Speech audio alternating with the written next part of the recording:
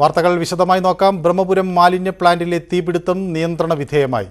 വൈകുന്നേരത്തോടെ തീ പൂർണ്ണമായും അണയ്ക്കാനാകുമെന്ന് ഉന്നതതല യോഗത്തിന് ശേഷം മന്ത്രി പി രാജീവ് പറഞ്ഞു. ആശങ്കപ്പെടേണ്ട സാഹചര്യം ഇല്ലെന്നും ആരോഗ്യ പ്രശ്നങ്ങൾ ഇല്ലാത്തവർക്ക് മാസ്ക് വെച്ച് പുറത്തിറങ്ങാം എന്നുമാണ് നിർദ്ദേശം. നഗരത്തിലെ മാലിന്യ നീക്കത്തിന് താൽക്കാലിക നടപടി തുടങ്ങാൻ കൊച്ചി കോർപ്പറേഷൻ നിർദ്ദേശം നൽകി. ബ്രഹ്മപുരം മാലിന്യ പ്ലാന്റിലെ തീപിടുത്തത്തെ തുടർന്നുണ്ടായ പുക കൊച്ചി നഗരത്തിലേക്ക് കൂടി വ്യാപിച്ച സാഹചര്യത്തിലാണ് വ്യവസായ മന്ത്രിയുടെയും ആരോഗ്യമന്ത്രിയുടെയും നേതൃത്വത്തിൽ ഉന്നതതല യോഗം ചേർന്നത്. ബ്രഹ്മപുരത്ത് 4 ദിവസമായി തുടരുന്ന തീപിടുത്തം നിയന്ത്രണ വിധേയമായതായി യോഗത്തിന് ശേഷം പി രാജീവ് വിശദീകരിച്ചു. നിയന്ത്രണ വിധേയമാണ്. എല്ലാ സൗകര്യങ്ങളും ഫയർഫോഴ്സിന് അവിടെ ഒരുക്കി കഴിഞ്ഞിട്ടുണ്ട്. ആവശ്യമായ പമ്പ് സെറ്റുകൾ വലിയ തോതിൽ തന്നെ വെള്ളം ഉപയോഗിക്കാൻ കഴിയുന്നത് അത് പ്രളയകാലത്ത് പുതുതായി വാങ്ങിയ ആലപ്പുഴയിൽ നിന്ന് ആ പമ്പ് സെറ്റുകൾ എത്തിച്ചിട്ടുണ്ട്. ഇതുകൂടാതെ ഫ്ലോട്ടിംഗ് JCB ഈ പമ്പ് സെറ്റുകൾ ഉപയോഗിക്കാൻ കഴിയാവുന്ന രൂപത്തിൽ ആ ക്രമീകരണം വരുത്തി കഴിഞ്ഞിട്ടുണ്ട്.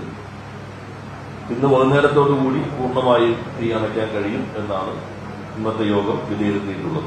ആശങ്കപ്പെടേണ്ട സാഹചര്യമില്ലെന്ന് ആരോഗ്യമന്ത്രി വീണ ജോർജ് പറഞ്ഞു.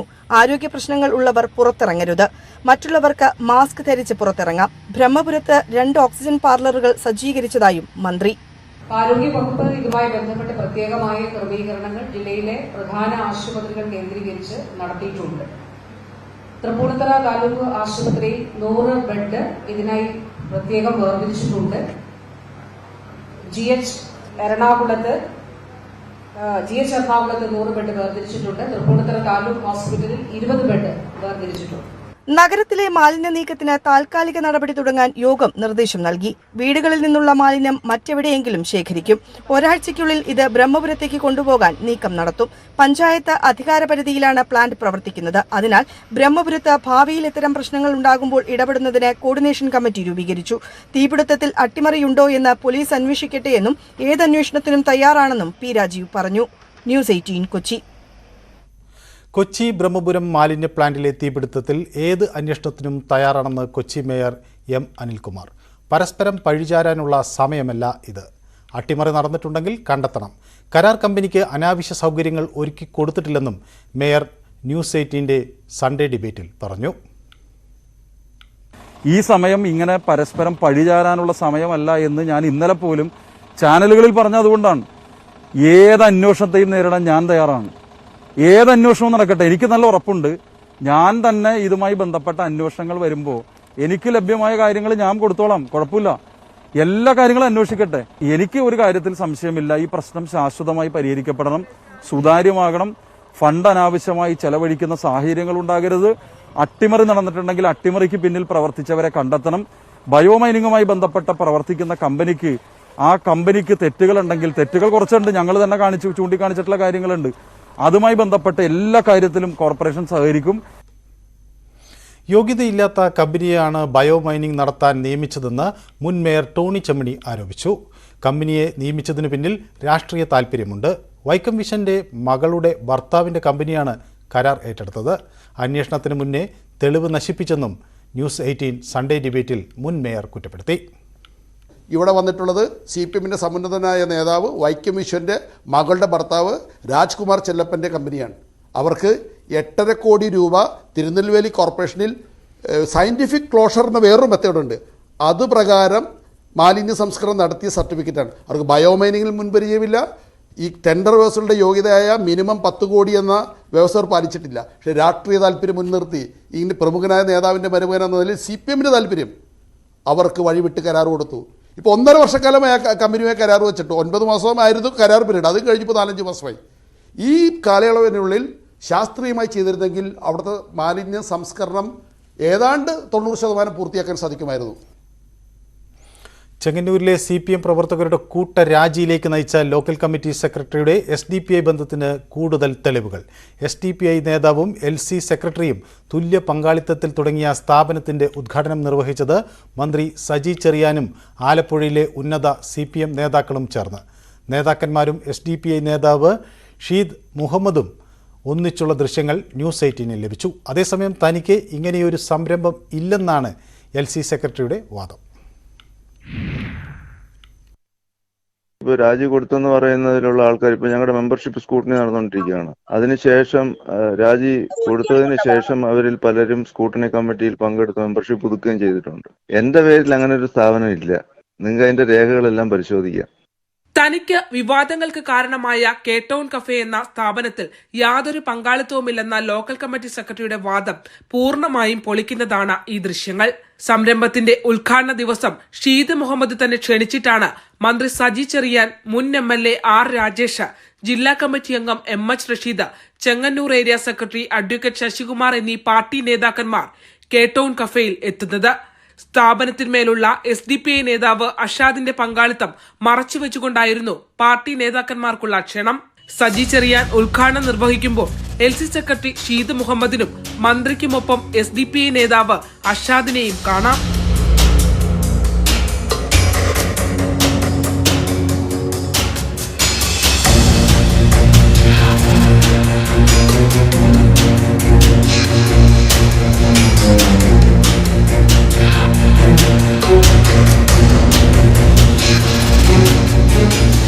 SDPI നേതാവ് അഷാദ് തിരഞ്ഞെടുപ്പിൽ ലീഗ് സ്ഥാനാർത്ഥിക്ക് വേണ്ടി പ്രവർത്തിച്ചതിൽ CPM പുറത്താക്കിയ അസിം വലിയ വീട്ടിൽ, വിശാൽ വധക്കേസ് പ്രതി ആഷിഖ് എന്നിവർക്ക് കേട്ടൗൺ കഫേയിൽ പങ്കാളിത്തമുള്ളതായി പാർട്ടി കണ്ടെത്തുന്നത് പിന്നീടാണ്. CPM പ്രവർത്തകരിൽ നിന്നും നിരവധി പരാതികൾ ഉയർന്നതോടെ ലോക്കൽ കമ്മിറ്റി സെക്രട്ടറി ഷീദ് മുഹമ്മദ് തന്നെ തന്റെ പങ്കാളിത്തം പാർട്ടിക്ക് മുന്നിൽ സ്ഥിരീകരിച്ചു. വിഷയത്തിൽ പാർട്ടി നേതൃത്വം മറ്റു നടപടികളിലേക്ക് നീങ്ങുന്നതിൽ വിമുഖത കാട്ടിയതാണ് കൂട്ടരാജിയിലേക്ക് നയിച്ചത്. പാർട്ടി പ്രവർത്തകർക്ക് SDPI CPM പരസ്യ കച്ചവടത്തിലുണ്ടായ അവമതിപ്പും അതൃപ്തിയുമാണ് ചെങ്ങന്നൂരിലെ പാർട്ടി അംഗങ്ങളുടെ കൂട്ടരാജിയിലേക്ക് കൊണ്ടെത്തിച്ചത്. തന്റെ ആസ്തികളെ സംബന്ധിച്ച് ഒരു കമ്മ്യൂണിസ്റ്റുകാരൻ പാർട്ടിക്ക് നൽകേണ്ട വിവരങ്ങൾ പോലും ഷീദ് മുഹമ്മദ് നൽകിയിട്ടില്ല എന്ന കാര്യം വസ്തുതയാണ്.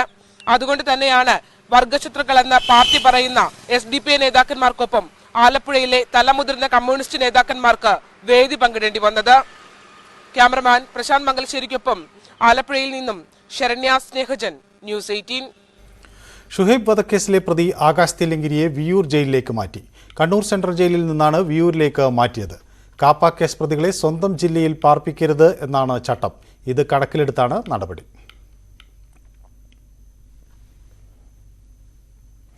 പൊങ്കാലയ്ക്കൊരുങ്ങി ആറ്റുകാൽ.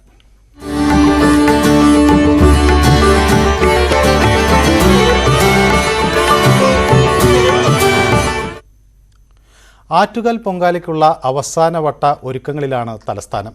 മറ്റന്നാളാണ് ആറ്റുകാൽ പൊങ്കാല. ഉത്സവ ദിവസങ്ങളിൽ ക്ഷേത്രത്തിൽ വൻ ഭക്തജന തിരക്കാണ് അനുഭവപ്പെടുന്നത്. പൊങ്കാലയ്ക്ക് ആവശ്യമായ ക്രമീകരണങ്ങൾ പൂർത്തിയാക്കുകയാണ് ക്ഷേത്ര ട്രസ്റ്റും നഗരസഭയും. ആറ്റുകാൽ പൊങ്കാലയ്ക്ക് ഉപയോഗിക്കുന്ന ചുടുകല്ല് ലൈഫ് പദ്ധതിക്ക് ഭവന നിർമ്മാണത്തിന് ഉപയോഗിക്കും.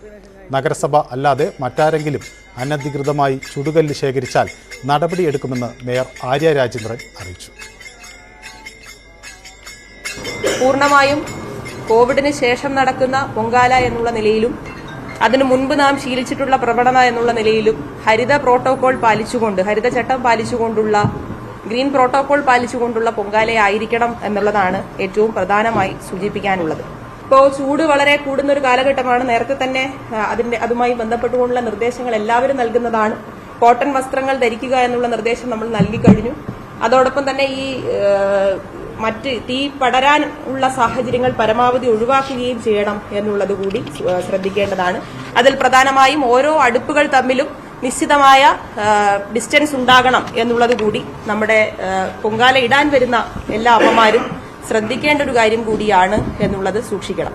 പൊങ്കാല ഇടുന്നതിന് ഉപയോഗിക്കുന്ന ചുടുകല്ലുകൾ നമ്മൾ ശേഖരിക്കുകയും കട്ടകൾ വിവിധ ഭവന പദ്ധതികൾക്ക്, പ്രത്യേകിച്ചും ലൈഫ് ഭവന പദ്ധതികൾക്ക് വേണ്ടി നിർമ്മാണത്തിന് വേണ്ടി ശേഖരിക്കുക എന്ന പ്രവർത്തനവും നഗരസഭ ഇത്തവണ ചെയ്യുന്നുണ്ട്. അതിനുവേണ്ടി പ്രത്യേകമായി നിശ്ചയിച്ചിട്ടുള്ള വോളണ്ടിയേഴ്സ് മുഖാന്തരമാണ് ഈ കട്ടകൾ ശേഖരിക്കുന്നത്.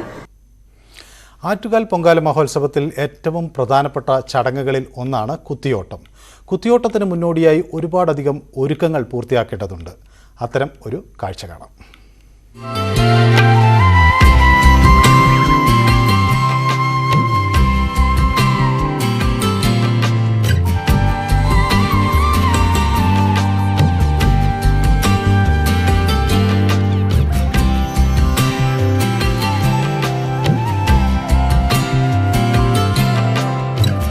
വ്രതം നോറ്റ് ചൂരൽ കുത്തി ആറ്റുകാൽ ദേവിയുടെ ദാസന്മാരാകണം.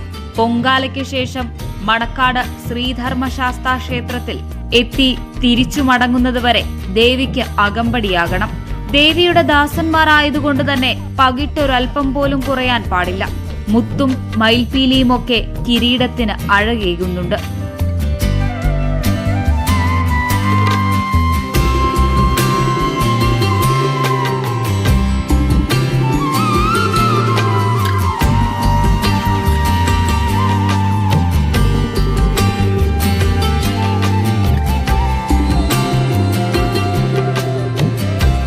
ദിവസങ്ങൾ നീണ്ട പ്രയത്നമുണ്ട് ഈ കിരീടങ്ങൾക്ക് പിന്നിൽ.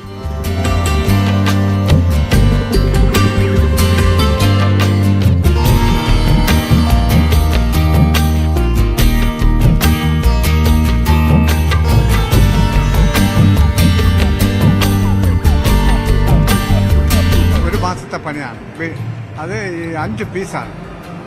1, 2, 3, 4, 5 5 പീസായിട്ട് നമ്മൾ ഒരു മാസം ഞങ്ങൾ 5 പേര് വീട്ടിൽ ഇരുന്ന് ഉണ്ടാക്കി. മെനങ്ങാന്ന് ഇവിടെ 1-ാം തീയതി മുതൽ ഇവിടെ ഇരുന്ന് 5-ാം തീയതി തൊട്ട് ഇതേമാതിരി പൂർണ്ണമായ സെറ്റാവും. 745 കിരീടം. ഇത് മാത്രമല്ല, ഇനി ഈ 745 പേരെയും ഈ കിരീടം കൂടെ മേക്കപ്പ് ചെയ്ത് ഡ്രസ്സ് ചെയ്ത് ഇറക്കുകയും വേണം. അതും അതിൻ്റെ ചുമതലയാണ് എനിക്ക്. ഞാൻ 27 വർഷം കൊണ്ട് ഇതിങ്ങനെ ചെയ്തുകൊണ്ടിരിക്കുകയാണ്.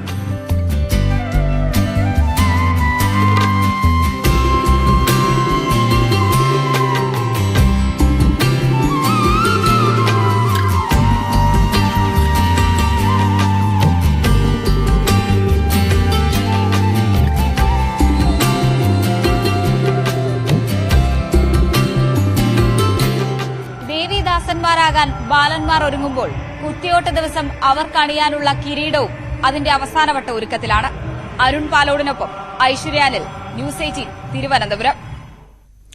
തലസ്ഥാന നഗരിയിൽ കൂടുതൽ ശുചിബുർജുകൾ സജ്ജമാക്കുമെന്ന് മേയർ ആര്യ രാജേന്ദ്രൻ. മനുഷ്യാവകാശ കമ്മീഷൻ റിപ്പോർട്ട് തേടിയത് ശ്രദ്ധയിൽപ്പെട്ടിട്ടുണ്ടെന്നും ആവശ്യമായ തുടർ നടപടികൾ സ്വീകരിക്കുന്നുണ്ടെന്നും മേയർ അറിയിച്ചു. തലസ്ഥാനത്തെ പൊതു ഇടങ്ങളിൽ ശുചിമുറികളുടെ അഭാവവും ശോചനീയ അവസ്ഥയും ന്യൂസ് 18 റിപ്പോർട്ട് ചെയ്തിരുന്നു. സുരക്ഷിതമായി പൊങ്കാല ഇടുക എന്നതിനോടൊപ്പം തന്നെ പ്രത്യേകിച്ചും സ്ത്രീകളാണ് വരുന്നത്, അവർക്ക് അത്യാവശ്യം ടോയ്ലറ്റ് ഫെസിലിറ്റി ഉണ്ടാക്കണം, ബാത്റൂമിൽ പോകാനുള്ള സംവിധാനം ഉണ്ടാക്കണം എന്നതിന്റെ അടിസ്ഥാനത്തിൽ തന്നെ ഇന്നലെ നടത്തിയ യോഗത്തിന്റെ അടിസ്ഥാനമായി ഹോട്ടൽ ആൻഡ് റെസ്റ്റോറന്റുകാരും അതുപോലെ തന്നെ വ്യാപാര സമിതിയിലെ നേതാക്കളും ഒക്കെ പങ്കെടുക്കുന്ന യോഗത്തിനകത്ത് ഈ എല്ലാ കടകളും, നഗരത്തിലെ എല്ലാ കടകളും സ്ത്രീകൾക്കും അതുപോലെ തന്നെ പൊങ്കാലയ്ക്ക് എത്തിച്ചേരുന്ന കുട്ടികൾക്കും അടക്കമുള്ളവർക്ക് ബാത്റൂം സൗകര്യങ്ങൾ ഒരുക്കുന്നതിന് വേണ്ടിയുള്ള നിർദ്ദേശം ഇന്ന് നേരത്തെ തന്നെ നമുക്ക് കൊടുക്കാൻ വേണ്ടി സാധിച്ചിട്ടുണ്ട്. സ്ത്രീകൾക്കൊപ്പം ന്യൂസ് 18 പൊങ്കാല സ്പെഷ്യൽ.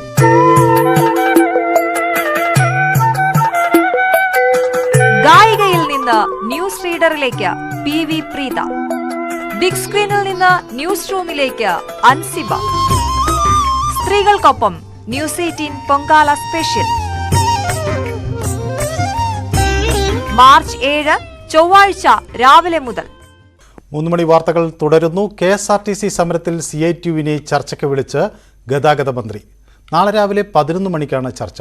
ശമ്പളം വൈകുന്നതിലും ഗഡുക്കളായി ശമ്പളം നൽകുന്നതിനെതിരെയും അനിശ്ചിതകാല സമരത്തിലാണ് CITU. അതിനിടെ ജീവനക്കാർക്ക് ആദ്യ ഗഡു ശമ്പളം വിതരണം ചെയ്തു.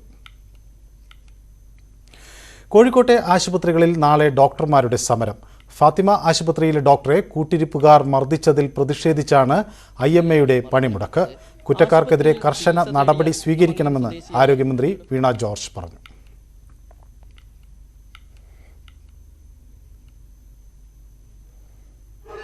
കോഴിക്കോട് ഫാത്തിമ ആശുപത്രിയിലെ കാർഡിയോളജിസ്റ്റ് PK അശോകന് ഇന്നലെയാണ് മർദ്ദനമേറ്റത്. ആശുപത്രിയിൽ ചികിത്സ തേടിയ കുന്നമംഗലം സ്വദേശിയായ യുവതിയുടെ ബന്ധുക്കളാണ് ആക്രമണം നടത്തിയത്. ഗർഭസ്ഥ ശിശു മരിച്ചതിനു ശേഷവും യുവതിക്ക് ചികിത്സ വൈകിയെന്നു ആരോപിച്ചായിരുന്നു മർദ്ദനം. സംഭവത്തിൽ 6 പേർക്കെതിരെ നടക്കാവ് പോലീസ് കേസെടുത്തിട്ടുണ്ട്. പ്രതികളെ അറസ്റ്റ് ചെയ്യുന്നതുവരെ സമരപരിപാടികളുമായി മുന്നോട്ടു പോകാനാണ് IMA തീരുമാനം. നാളെ രാവിലെ 6 മുതൽ വൈകിട്ട് 6 വരെയാണ് നിസ്സഹകരണ സമരം. കാഷ്വാലിറ്റിയിലും ICUവിലും മാത്രം സേവനം തുടരും. 5 പോലീസുകാർ അവിടെ ഉണ്ട്. ഈ 5 പോലീസുകാരുടെ മുമ്പ് നിന്നാണ് ഈ ഒരു ആക്രമണം നടക്കുന്നത്. പോലീസുകാർ തന്നെ പറയുന്നുണ്ട് ഈ ഡോക്ടർ അവരില്ലായിരുന്നെങ്കിൽ ഡോക്ടറുടെ സ്ഥിതി വളരെ ശോചനീയമാവുമെന്ന് പോലീസുകാരനെ പറയുന്നുണ്ട്. എന്നിട്ടും ഈ പ്രതികൾ റൂമിൽ നിന്ന് ഇറങ്ങിപ്പോകുമ്പോൾ പോലീസ് നോക്കി നിൽക്കണം. എത്ര ലാഘവത്തോടു കൂടിയാണ് അവർ കാര്യങ്ങൾ നേരിടുന്നത് മനസ്സിലാവുന്നില്ല. കാരണം ഒരു ആരോഗ്യ പ്രവർത്തകന് ഒരു സ്വന്തം ആശുപത്രിയിൽ വർക്ക് ചെയ്യുമ്പോൾ അടി കിട്ടി പോലീസിന് മുമ്പിൽ നിന്ന് അടി കിട്ടിയ ശേഷം ഈ പോലീസിന് അറ്റ്ലീസ്റ്റ് അവരുടെ ഒരു മൊഴി അപ്പൊ ചോദിക്കുമ്പോൾ പറയുന്നത് കംപ്ലൈന്റ് വേണമെന്ന്. കംപ്ലൈന്റ് ആണോ അവിടെ അവരുടെ ദൃക്സാക്ഷികളാണോ അവിടെ നിയമപാലകർ ദൃക്സാക്ഷികളായി നിൽക്കുന്ന ഒരു അവസ്ഥയിലേക്കാണ് നീങ്ങുന്നത്. ഗർഭസ്ഥ ശിശു മരിച്ച് ഒരാഴ്ച പിന്നിട്ടിട്ടും യുവതിക്ക് പനി മാറാത്ത സാഹചര്യത്തിൽ ബന്ധുക്കൾ ആശുപത്രി അധികൃതരുമായി വാക്കേറ്റമുണ്ടായി. ഇതിനു പിന്നാലെയാണ് ഡോക്ടർക്ക് മർദ്ദനമേറ്റത്. ന്യൂസ് 18 കോഴിക്കോട്. കോട്ടയം തിരുവഞ്ചൂരിൽ യുവാവിനെ ഹെൽമറ്റ് കൊണ്ട് തലക്കടിച്ച് കൊന്നു. തിരുവഞ്ചൂർ പോളച്ചിറ ലക്ഷം വീട് കോളനിയിലാണ് സംഭവം. വന്നല്ലൂർക്കര കോളനി സ്വദേശിയായ ഷൈജു ആണ് കൊല്ലപ്പെട്ടത്. ഷൈജുവിൻ്റെ ശരീരത്തിൻ്റെ പല ഭാഗത്തും മുറിവുകൾ ഉണ്ട്. സംഭവവുമായി ബന്ധപ്പെട്ട് പ്രദേശവാസികളായ ലാലു, സിബി എന്നിവരെ അയർക്കുന്നം പോലീസ് കസ്റ്റഡിയിൽ എടുത്തു. ലാലുവിൻ്റെ വീടിന് മുന്നിൽ രക്തക്കറ കണ്ടെത്തി. പ്രദേശവാസികൾ ഇവിടെ വന്ന് പോലീസുകാർ വന്ന് നോക്കി കഴിഞ്ഞപ്പോഴത്തേന് അവരെ ഈ അന്വേഷണമൊക്കെ നടത്തി കഴിഞ്ഞപ്പോഴത്തേന് അയൽവക്കത്തുള്ള ലാലുവിൻ്റെ വീട്ടിൽ ചെന്നു. ലാലുവിൻ്റെ വീട്ടിൽ ചെന്ന് ചോദിച്ചപ്പോൾ ലാലു അവിടെ ഇല്ലായിരുന്നു. അവൻ അങ്ങോട്ട് പുറത്തോട്ട് അങ്ങോട്ട് പോയിരിക്കുകയായിരുന്നു. കുറച്ച് കഴിഞ്ഞപ്പോൾ അവൻ ഇവിടെ മദ്യപിച്ച് ഇതായിട്ട് ഇവിടെ വന്നു. അവനെ അന്നേരം പോലീസുകാർ പിടിച്ച് വണ്ടിയെല്ലാം അയർക്കുന്നത്തിന് കൊണ്ടുപോയി. അത് കഴിഞ്ഞപ്പോൾ പിന്നെ അവരിങ്ങനെ തിരക്കിയപ്പോൾ സിബി എന്ന് പറഞ്ഞ ഒരാളെ അന്വേഷിച്ച് പോയി. അവനെ പിടിച്ച് അവനെ സ്റ്റേഷനിൽ കൊണ്ടുപോയി. അവിടെ ഇവർ രണ്ടുപേരും ഇപ്പം സ്റ്റേഷനിലുണ്ട്.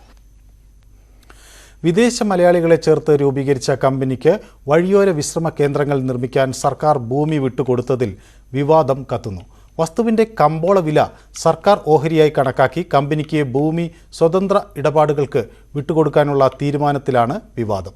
ഭൂമിക്ക് കമ്പോള വില നിശ്ചയിച്ചിട്ടില്ല എന്ന കമ്പനിയുടെ വാദത്തിനെതിരെ മുൻ പ്രതിപക്ഷ നേതാവ് രമേശ് ചെന്നിത്തല രംഗത്തെത്തി. കാസർഗോഡ് തലപ്പാടിയിൽ GST വകുപ്പിന് കീഴിൽ 7.5 കോടി രൂപ വിലമതിക്കുന്ന 5 ഏക്കർ ഭൂമിയും ആലപ്പുഴ ചേർത്തലയിൽ സിൽക്ക്, ഓട്ടോകാസ്റ്റ് എന്നീ പൊതുമേഖലാ സ്ഥാപനങ്ങളുടെ 45 കോടി രൂപ വിലമതിക്കുന്ന 5 ഏക്കർ ഭൂമിയും ആദ്യഘട്ടമായി overseas Kerala investment and holding limited company എന്ന ഓക്കിലിന് വിട്ടുകൊടുക്കാനാണ് സർക്കാർ നടപടി ആരംഭിച്ചിരിക്കുന്നത്. റവന്യൂ, നിയമ, ധനവകുപ്പുകളുടെ ഭേദഗതികൾ മറികടന്ന് കരാർ തയ്യാറാക്കിയെന്നാണ് വിവരം.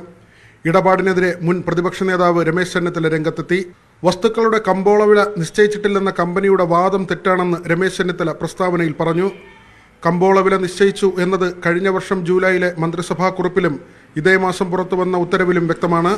സർക്കാരിനു കീഴിലെ കമ്പനിയാണ് ഓക്കിലെങ്കിൽ റെസ്റ്റ് സ്റ്റോപ്പ് പ്രൈവറ്റ് ലിമിറ്റഡും റിയൽ എസ്റ്റേറ്റ് ട്രസ്റ്റുമായുള്ള ഓക്കിലിന്റെ കരാർ എന്താണെന്ന് വ്യക്തമാക്കണമെന്നും ചെന്നിത്തല ആവശ്യപ്പെട്ടു.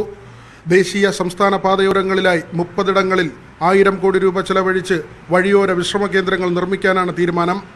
യാത്രക്കാർക്കുള്ള വിശ്രമ കേന്ദ്രം, ഷോപ്പിംഗ് കേന്ദ്രം, ഫുഡ് കോർട്ട്, വർക്ക്ഷോപ്പ്, ശുചിമുറി തുടങ്ങിയവയാണ് ഉണ്ടാവുക. ചേർത്തലയിൽ പെട്രോൾ പമ്പ് തുടങ്ങാനുള്ള തീരുമാനം റദ്ദാക്കിയാണ് കമ്പനിക്ക് ഭൂമി വിട്ടുകൊടുക്കുന്നത്. ഭൂമി പണയപ്പെടുത്തുന്നതിന് കരാർ വ്യവസ്ഥകളിൽ മാറ്റം വരുത്തിയെന്നും ആരോപണമുണ്ട്.